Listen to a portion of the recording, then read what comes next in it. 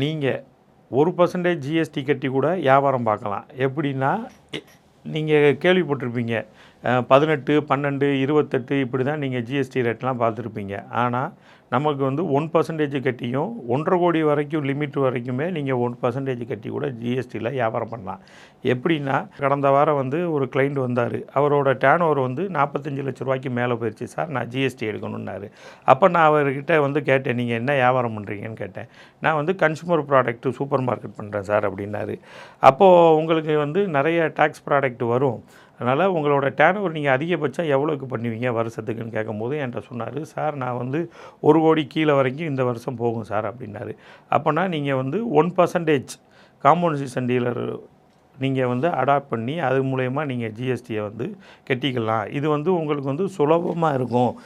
Every 3 மந்த்ஸுக்கு ஒரு தடவை நீங்கள் ஜிஎஸ்டிக்கு வந்து தாக்கல் செய்தால் போதும். வருஷத்துக்கு ஒரு தடவை ஆனுவல் ரிட்டர்ன் மட்டும் ஃபைல் பண்ணால் போதும்.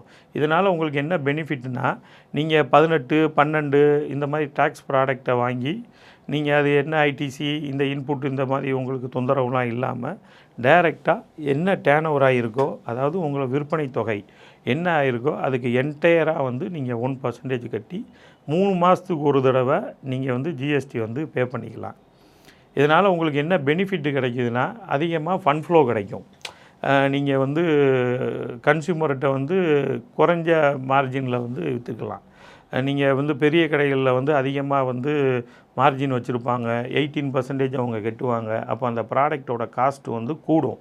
நீங்கள் 1% கட்டுறனால உங்களோட மார்ஜின் வந்து கம்மியாக இருக்கும். அதனால் உங்களுக்கு வந்து அதிக இதில் வந்து பலன் பெறலாம். ப்ராடக்ட்டு உங்களுக்கு வியாபாரம் பெருகிறதுக்கு அதிகமான வாய்ப்புகள் இருக்குது. சுலபமான முறையிலையுமே வந்து நீங்கள் வந்து ஜிஎஸ்டியை வந்து தாக்கல் பண்ணிக்கலாம்.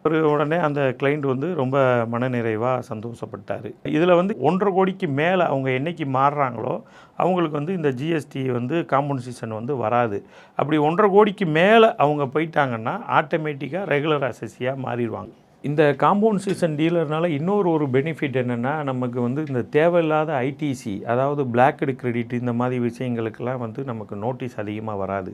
நம்ம காம்பன்சேஷன் டீலராக இருக்கிறனால என்ன ஆகும்னா, நம்ம ஐடிசி எடுக்க மாட்டோம்.